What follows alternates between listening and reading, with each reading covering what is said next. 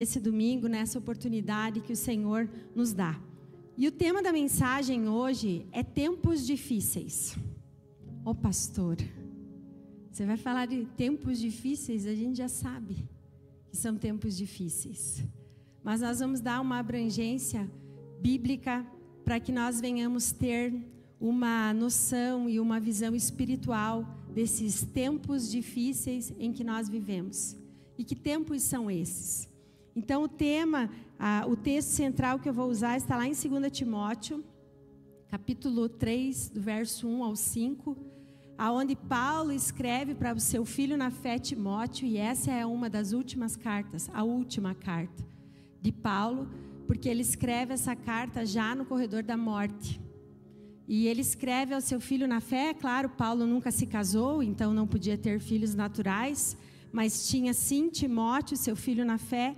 E ele escreve para Timóteo algumas coisas muito importantes, mas aqui no final do capítulo, ele dá uma espécie de diagnóstico da sociedade. Ele traça, na verdade, nesses últimos versos, nesse último capítulo, ele traça um panorama muito claro da sociedade. Então, nós vamos olhar para esse mapa aqui e vamos identificar algumas coisas comportamentais dos homens na sociedade e por que muitas vezes os tempos são difíceis. Quem faz o tempo ficar difícil são os homens. E muitas vezes nós estamos vivendo em dias difíceis porque temos plantado coisas erradas e temos feito uma colheita difícil. E Paulo, ele vai falar aqui então para o seu filho na fé Timóteo. Eu quero ler com vocês esse texto. Olha o que Paulo diz: sabe, porém, isto, que nos últimos dias sobrevirão tempos trabalhosos, porque haverá homens amantes de si mesmos, avarentos, presunçosos, soberbos, blasfemos, desobedientes a pais e mães, ingratos, profanos, sem afeto natural, irreconciliáveis, caluniadores, incontinentes, cruéis, sem amor para com os bons, traidores, obstinados, orgulhosos, mais amigos dos deleites do que amigos de Deus, tendo aparência de piedade, mas negando a eficácia dela. Destes, afasta-te. É um conselho que Paulo está dando para o seu filho na fé. E o mundo onde Paulo vivia era 67 depois de Cristo, em Roma. Na época, o imperador que governava Roma era Nero, e Roma era a cidade mais populosa e mais poderosa na época. Havia mais ou menos naquela época, em 60 depois de Cristo, 1 milhão de pessoas vivendo em Roma. Mas houve um acidente criminoso em Roma e que destruiu 70% da cidade. Esse incêndio durou 7 dias e 6 noites. E então havia de se encontrar um culpado. E o imperador Nero declarou que o culpado pelo incêndio criminoso, os culpados pelo incêndio criminoso que destruiu 70% de Roma, inclusive o templo, eram os cristãos. E então, se eram os cristãos, quem é o líder desse movimento? E obviamente, nessa época, Paulo já estava conhecido por toda a Ásia e a Europa como líder do cristianismo. E então começa-se uma caçada a Paulo. E eles começaram então a buscar e a procurar Paulo, porque eles precisavam ter um culpado. E enquanto eles não conseguiam pegar Paulo, eles crucificavam os cristãos ao ponto de que a história diz que se faltou madeira em Roma para fazer as cruzes, aonde os cristãos eram crucificados. Não obtendo mais madeira, eles colocavam piches nos postes da cidade, dos postes, obviamente, que sobraram, e ali eles amarravam os cristãos e ateavam fogo para que iluminassem as noites de Roma. E eu não estou falando nada que a história não venha contar e verificar para nós. E ali os cristãos foram brutalmente perseguidos até que encontraram o apóstolo Paulo. Quem sabe encontraram Paulo em Troade, na casa de Carpo, um dos seus discípulos, e prenderam a Paulo, e jogaram Paulo numa das masmorras que eu ainda hei de conhecer, lá em Roma, que é a masmorra marmentina. E que todas as pessoas que ficavam presas nessa masmorra sombria, úmida, geralmente elas saíam daquela masmorra leprosas. Tamanha era a dificuldade de ficar preso naquele lugar. E então, chegou o dia em que Paulo ia ser julgado. E nós sabemos, mesmo o mundo sendo bárbaro, Roma tinha leis que regem o direito até hoje, né? E então, o condenado, preso, antes de morrer, da forma cruel talvez, como Paulo tinha uma certa eminência, era conhecido, não era um qualquer um, para aquele tempo ele ia passar por julgamento, ele tinha o direito de passar por julgamento.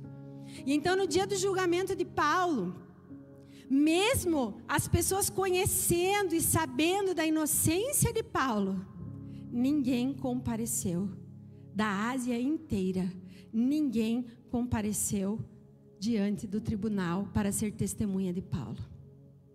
E eu não julgo, irmãos, porque talvez se hoje nós tivéssemos que comparecer perante a algum tribunal desses, que não é regido realmente com justiça, mas da forma como era lá em Roma, com uma forma desumana e cruel, eu não julgo. Imagina o medo que os cristãos estavam passando naquele momento. E ninguém aparece para ajudar Paulo. Diz o texto que até o próprio filho Timóteo, no capítulo 1, verso 8, tinha vergonha das algemas de Paulo. Puxa, que duro, irmãos. Que difícil.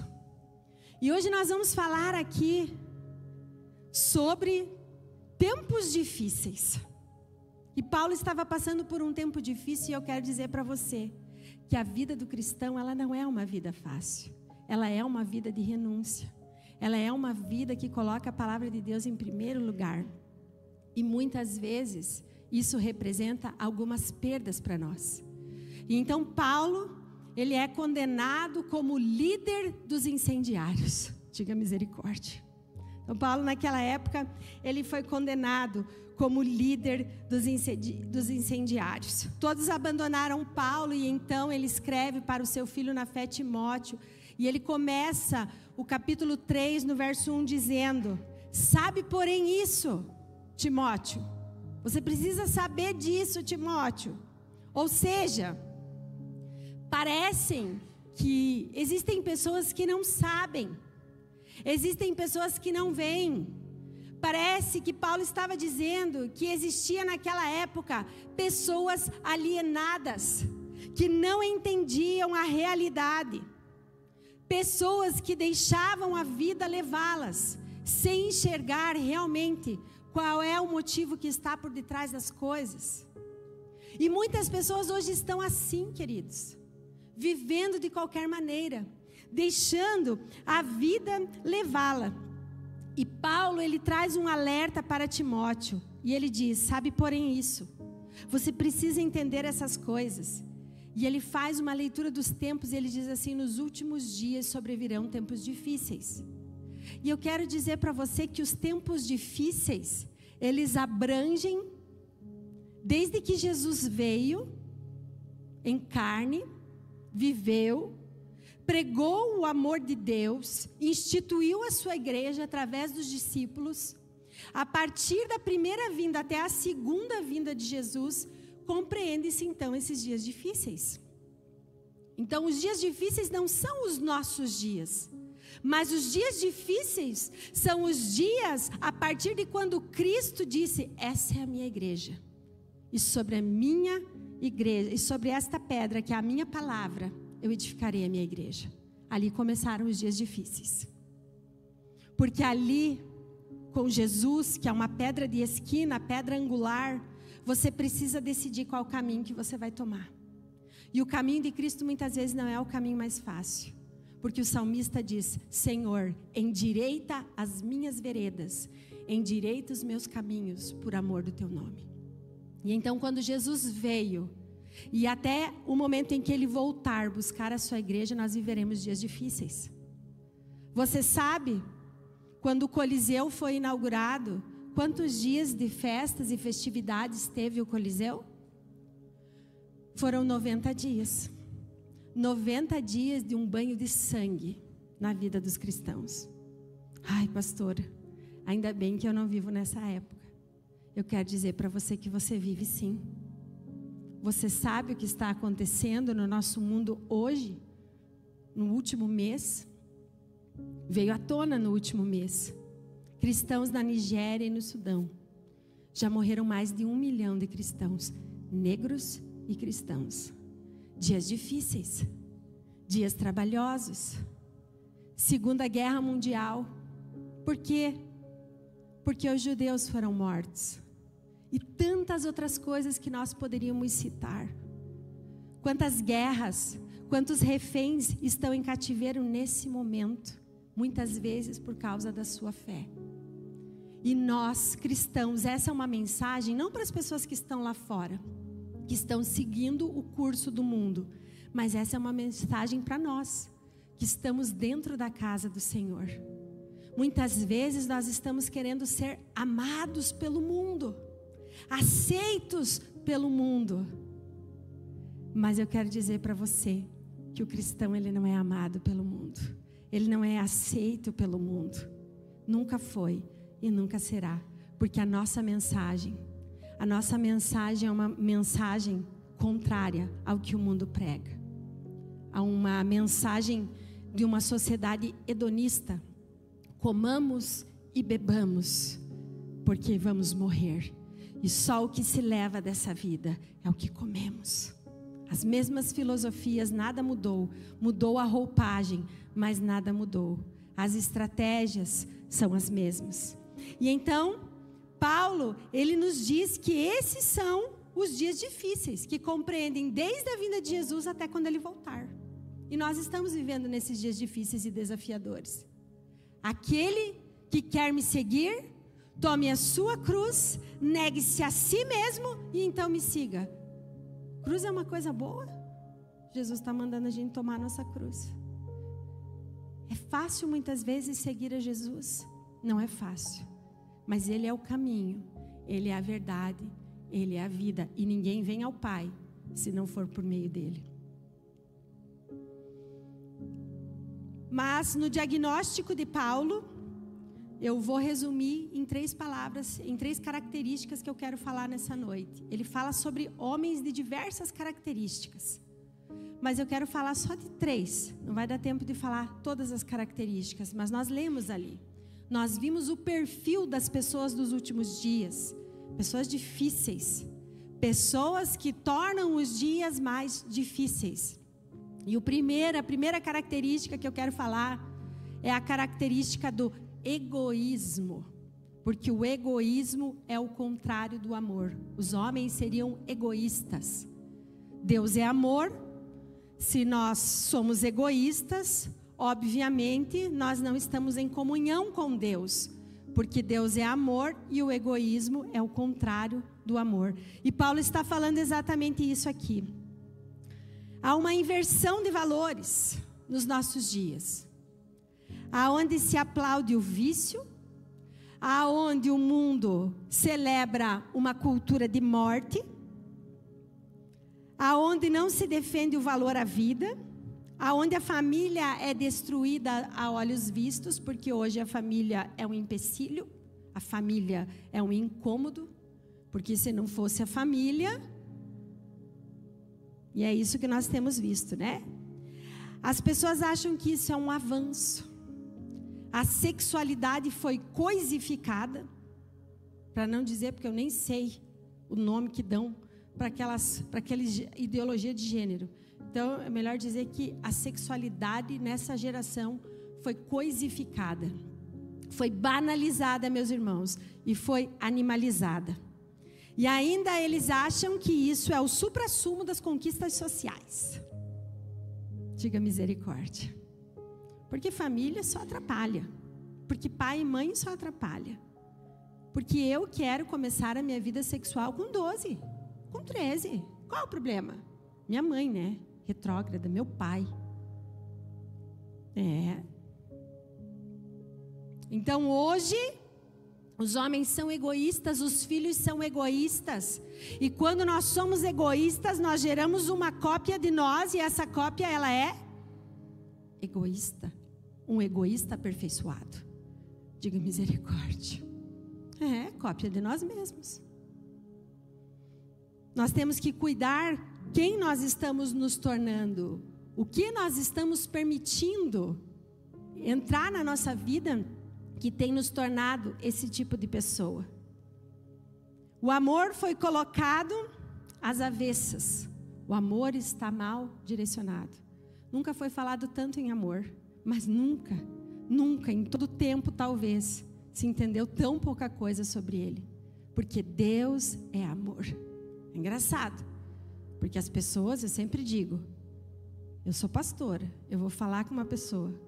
Se a pessoa vai falar com um médico, ela se cala. Mas se ela vai falar com um pastor, é engraçado, porque ela sabe mais de Deus que o pastor.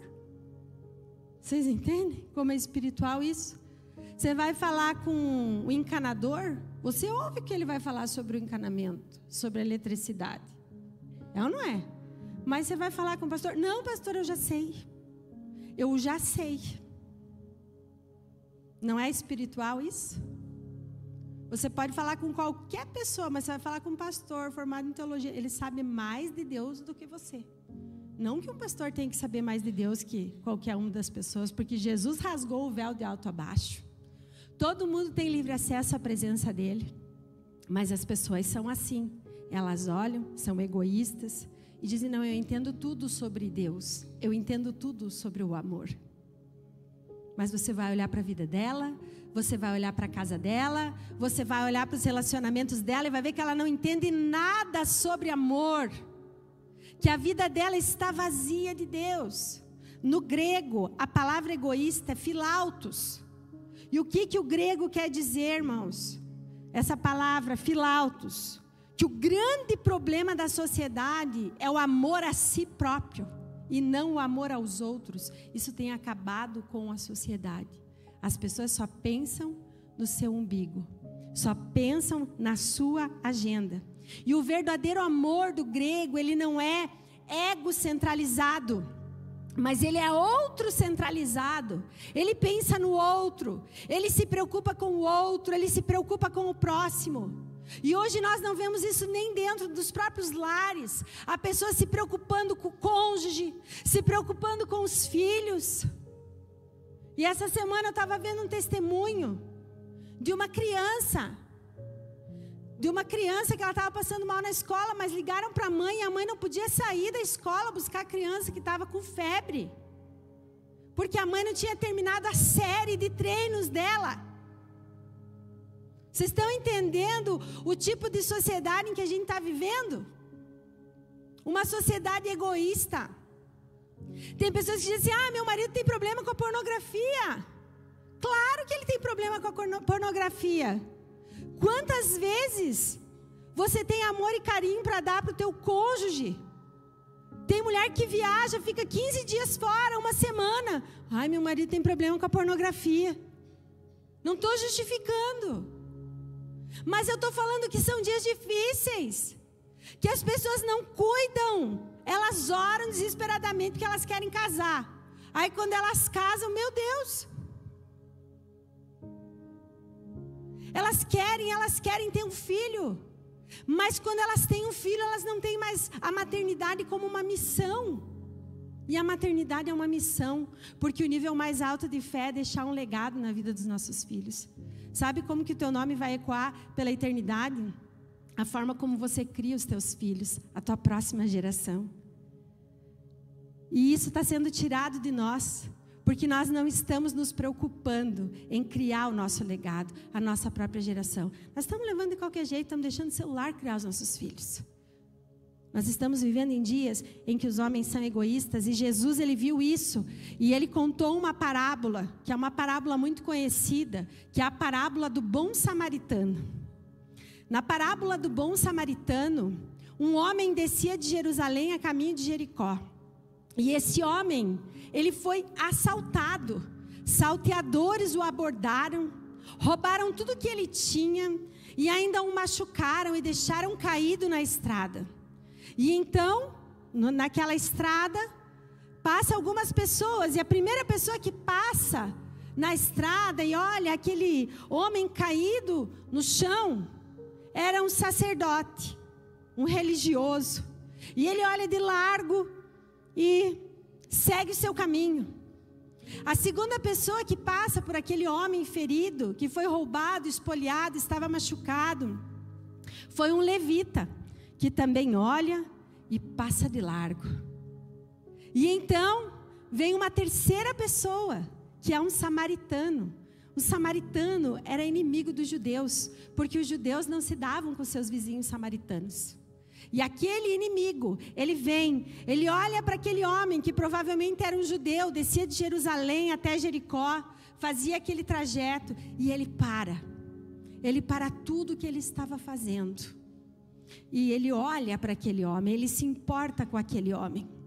E então, ele limpa as feridas daquele homem, diz o texto, coloca aquele homem na sua cavalgadura e leva-o para uma hospedaria, para uma pensão. Paga ali todas as suas despesas e ainda diz assim: se tiver mais alguma coisa, quando eu voltar, eu acerto o que ficou devendo, o que esse homem ficou devendo. E aqui nós vemos algumas filosofias. O que será que o religioso, e o religioso ele não está falando apenas do sacerdote de alto escalão, de um pastor, de um padre, de um clérigo. Porque ele fala também do levita, e quando ele fala do levita, ele não está falando apenas dos músicos, mas ele está falando de adoradores. E então aqueles dois que são o símbolo da religião, do cristianismo, daqueles que poderiam ajudar, e não é diferente, na época de Jesus os sacerdotes não eram diferentes da nossa época de hoje. Havia muita corrupção, eles passam de largo. O que será que eles estavam pensando? Eles estavam pensando em si próprios, no seu conforto. Porque se eu parar para ajudar esse homem aqui, vai atrasar minha agenda. Vou me atrasar para os meus compromissos. Então eu não posso. Eu sou muito importante. As coisas que eu faço são muito importantes. Então eu tenho que seguir na minha agenda, seguir com os meus compromissos. E então eles estavam pensando apenas no seu próprio conforto, na sua própria agenda. E quantos de nós cristãos hoje estamos pensando no nosso próprio conforto, na nossa própria agenda? Oh, puxa, já deu a hora do culto. Fica para a semana que vem. Deus entende. Deus está sempre aí. Deus é eterno, né? Então a hora que eu for, tá bom. Você tem a sua própria agenda. Também, a sociedade, ela segue a linha dos salteadores. O que é meu, mas o que é teu, também é meu. A sociedade segue essa linha dos salteadores. Farinha pouca, meu pirão primeiro. E então, a filosofia do sacerdote e do levita dizia: o que é meu, o que é teu, cada um por si, e Deus por todos. Mas não está errado, né? O que é meu, o que é teu, cada um cuida da sua vida, e Deus por todos nós. Diga misericórdia. A gente nem vê nada de errado nisso, né?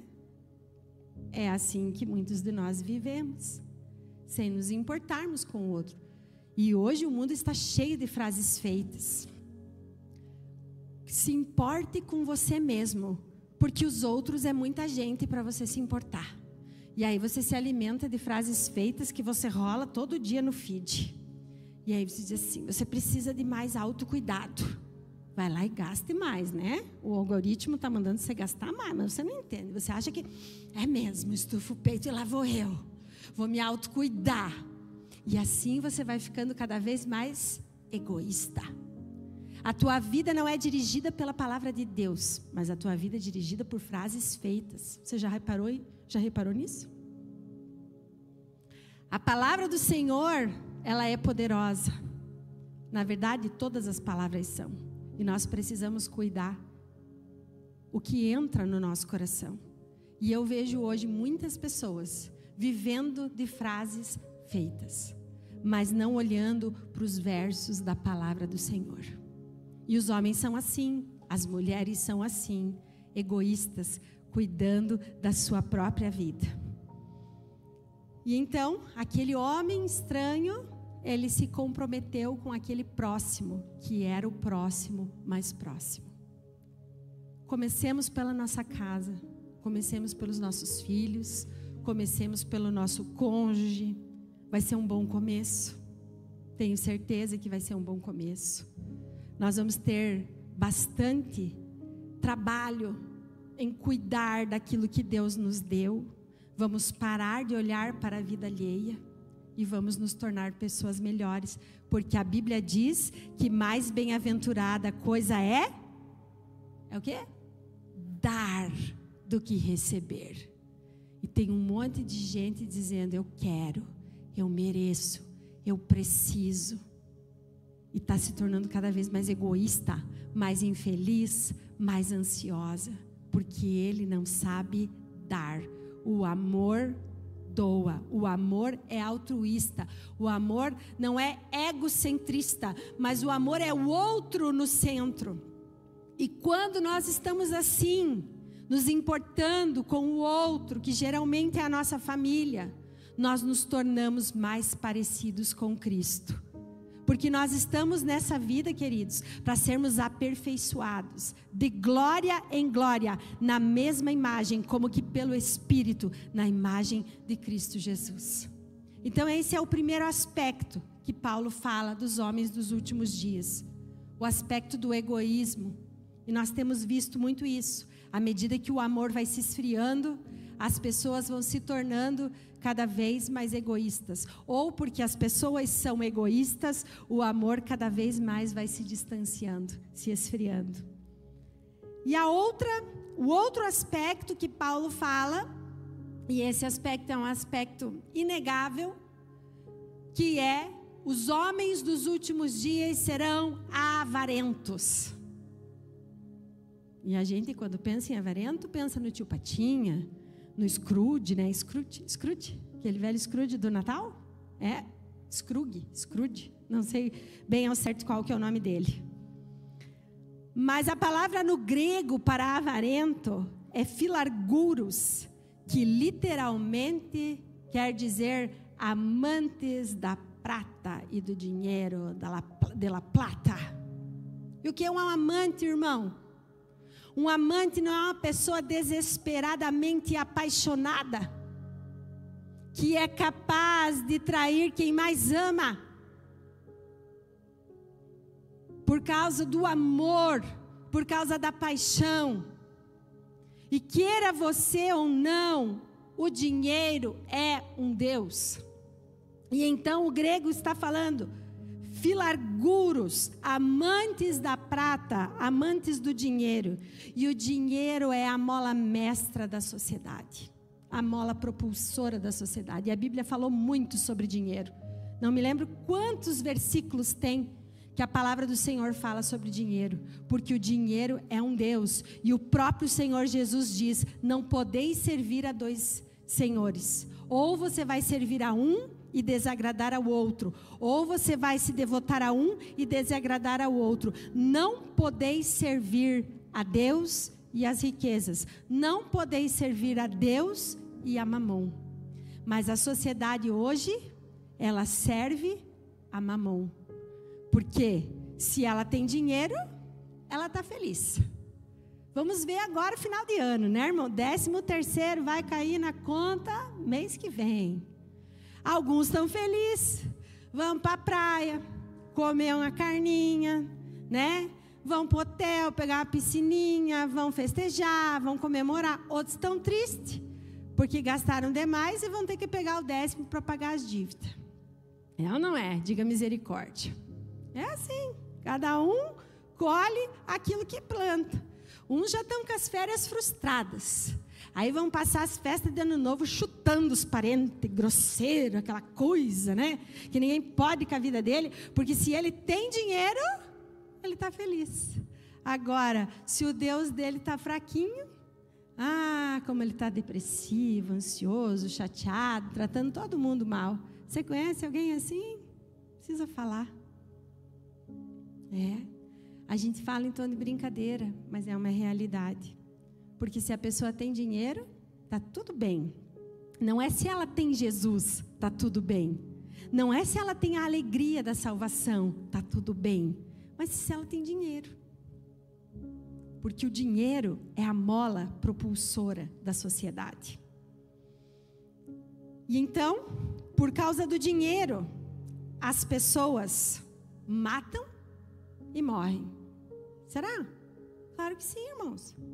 Até em Caçador a gente tem agiotagem, tem escritório que cobra conta, tem o matador de aluguel lá, que se você não pagar a conta para o agiota que você emprestou, você vai morrer. Quanta gente chega aqui, pastor, vão me matar. Isso é comum. As pessoas morrem e matam por dinheiro. As pessoas vendem a alma para o capeta por dinheiro. A gente vê artista que era tão bonito, se transformou numa coisa tão feia. Por que será? Será que não tinha dinheiro para fazer um bom procedimento num médico assim? Tinha, né? Mas é que transformou para representar alguma coisa espiritual da qual ele está servindo. Não se enganem. Tudo isso não é modernidade, não são likes, não. Assim como um dia você entrega a tua vida para Jesus, tem gente que entrega a vida para o capeta. E tem gente que diz assim, mas eu não acredito no capeta, porque o capeta é algo folclórico que a religião criou. Então você não acredita em Jesus. Porque Jesus veio para destruir e desfazer as obras de Satanás. Jesus não precisava ter vindo então. Se o mal não existisse, não tinha o que vencer. Não tinha porque Jesus vir na cruz do Calvário. Então eu quero dizer para você que o diabo, ele não é um personagem folclórico que a religião inventou, não. Ele existe, ele é real. E você não pode ignorar os desígnios dele, como diz a palavra do Senhor. E então aqui, nós vemos pessoas corrompidas e que se corrompem por causa do dinheiro. É essa avareza, é esse amor, essa paixão pelas coisas que o dinheiro pode comprar, porque o dinheiro não é mal. Mal é o teu coração que ama o dinheiro. O dinheiro é um recurso que Deus coloca na nossa mão para ser usado com sabedoria e propósito. Mas por que os avarentos, os que amam o dinheiro, assaltam cofres públicos? Gente, por que eles roubam milhões? Sabe por quê? Porque eles são apaixonados por dinheiro. Eles são amantes do dinheiro e não dá, 1 milhão não dá. Tem que ser 2. Tem que ser milhares. Porque eles amam o dinheiro. O Deus deles é o dinheiro. E eles amam as coisas. E eu não gosto muito das frases feitas, estou rebatendo elas, porém elas têm seu valor. E às vezes eu posto lá uma frase feita nos meus stories. Porque diz assim que nós devemos adorar a Deus, amar ao próximo e usar as coisas. Mas o que nós estamos fazendo, meus queridos? Nessa sociedade, as pessoas estão amando as coisas, usando as pessoas e esquecendo de Deus. Você tem amigos que não são convertidos? Tem ou não tem? Sim, quem não tem, eu tenho. Você já convidou eles para vir para a igreja? Eles não vêm. Porque eles, muitas vezes, não todos, mas em alguns casos, cada um tem as suas particularidades, seus traumas, suas vivências. Mas é porque muitas vezes eles já têm o consolo deles. Por que o Senhor Jesus fala que é mais fácil um camelo passar por um buraco de uma agulha do que um rico herdar o reino dos céus? Lembrando, o amor ao dinheiro é o problema e não o dinheiro em si. Sabe por quê? Porque muitas vezes o rico está fundamentado, a sua confiança está fundamentada naquilo que ele possui. E então, se ele está triste, ele não vem para a igreja. Ele pega o seu avião e ele vai ali, em São Paulo, comer no restaurante que ele gosta da comida. Ou ela vai lá para Paris, ela faz compra. E aí, ela sente um alívio, ele sente um alívio imediato. Porque o dinheiro é um Deus. E ele traz benefícios. Mas se tem uma coisa da qual nós precisamos entender, que nós necessitamos mais do que todas as coisas, é o Senhor nas nossas vidas. É o Espírito Santo de Deus. Ele é o penhor, ele é o selo da promessa. E hoje de manhã eu perguntei, quantos aqui estão alegres hoje?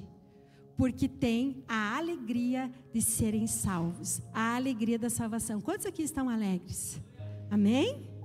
Eu quero dizer para você, que se você não tem essa alegria no teu coração, a primeira coisa que você precisa buscar, não é realizar aquele teu sonho, vencer naquela área, para mostrar para todo mundo que você venceu, que você conseguiu, mas você precisa de Jesus. Você precisa ter a certeza da tua salvação.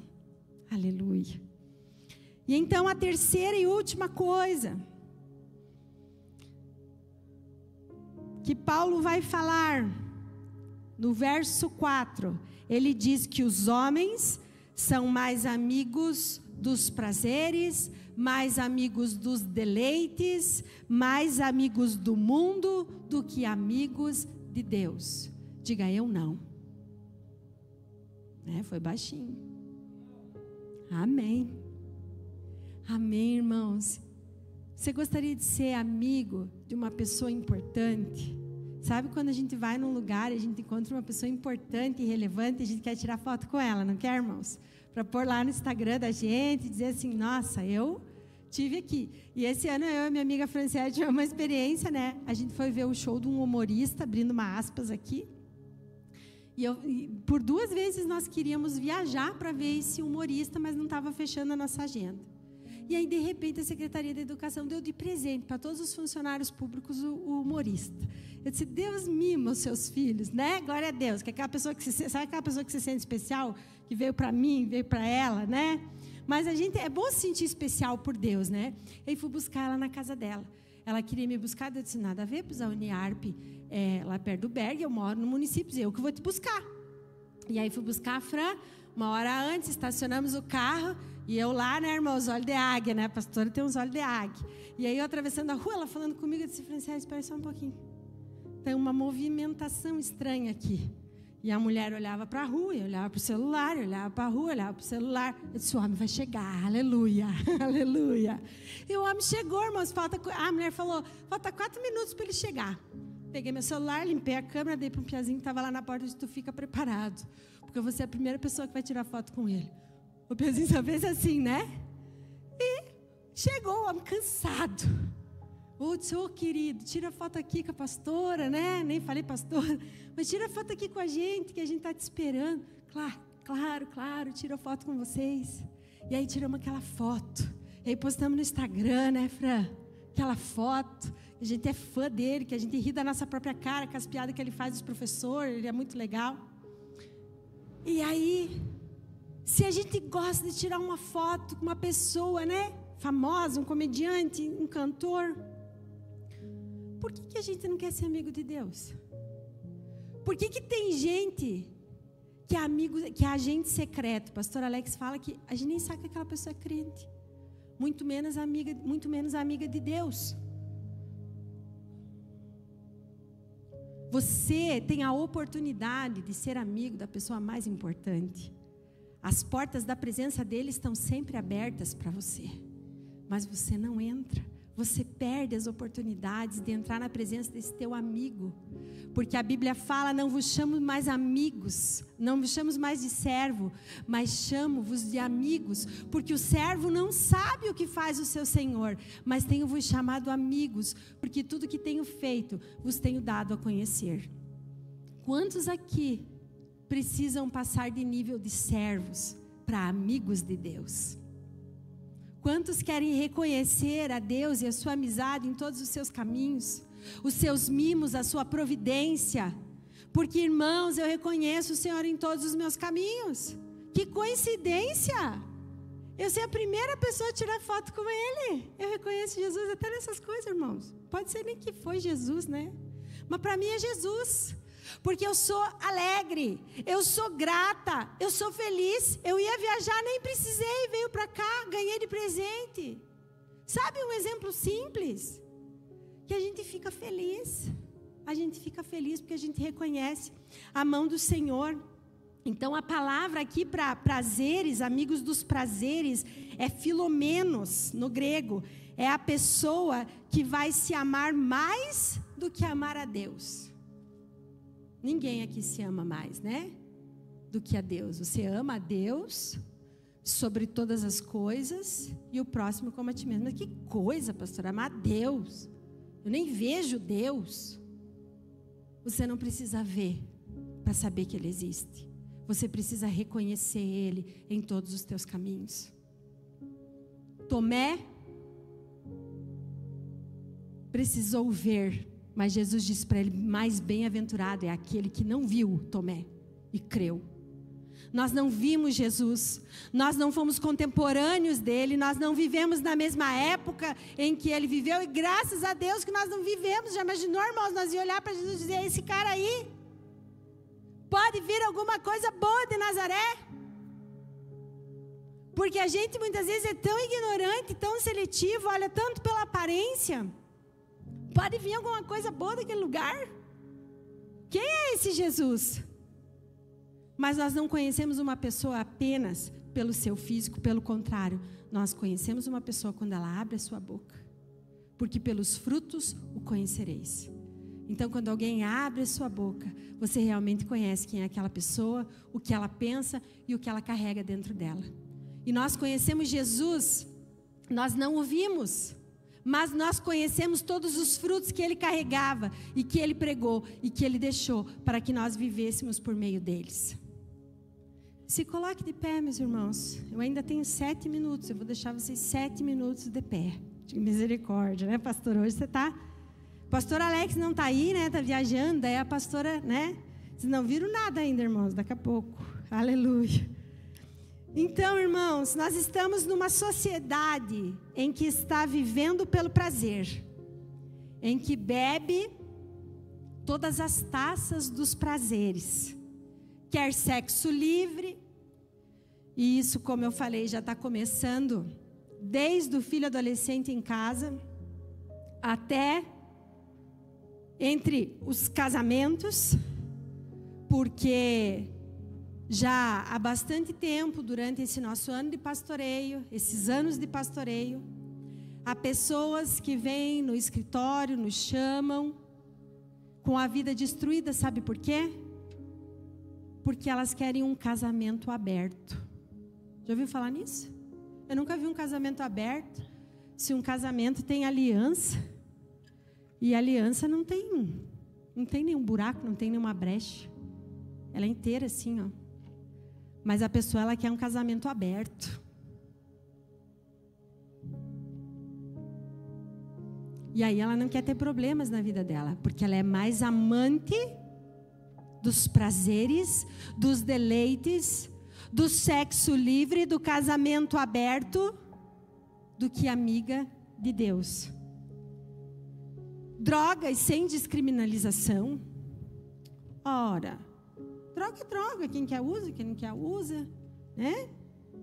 Que aprova o aborto, que aprova a ideologia de gênero, sei lá o que é essa ideologia de gênero também, porque já está uma coisificação, como eu disse, porque eu nem sei dizer o nome daquelas coisas que muitas pessoas já são, que é tão estranho, irmãos, né? Que você já deve ter visto aqueles vídeos lá das pessoas que dizem que ela é alguma coisa, mas ela também é outra coisa, que é tão feia. Então eu digo assim, ó, que é uma coisificação do sexo.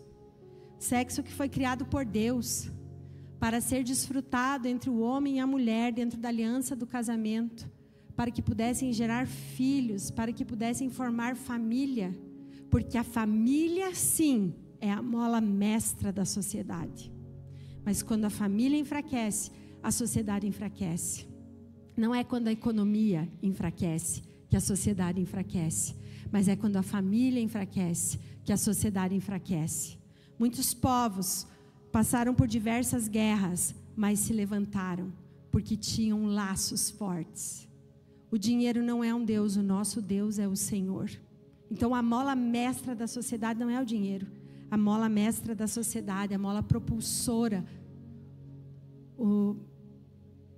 é a família, irmãos. É a família. As pessoas querem tudo aquilo que atenda ao reclame do seu desejo carnal. E esta filosofia tão popular, como eu já falei, hedonista, ela diz assim, até hoje de manhã eu falei, né? Esses dias eu falei para uma pessoa, falei para ela, pessoa simples, uma pessoa super querida. E eu falei, ai, não vou comer isso, porque eu já estou tão gordinha, estou acima do peso. E ela disse, não, você não está, querida, né? Você não está, coma, porque dessa vida a gente só leva o que a gente come. Quantos já ouviram falar isso? Coma, minha avó falava diversas vezes isso, porque naquele tempo tinha que ser viçoso, corado, que nem dizia minha avó, né? Coma e beba, porque não tem juízo final. Coma e beba, porque você não sabe se amanhã vai morrer, e só o que você vai levar dessa vida é o que você aproveitar hoje.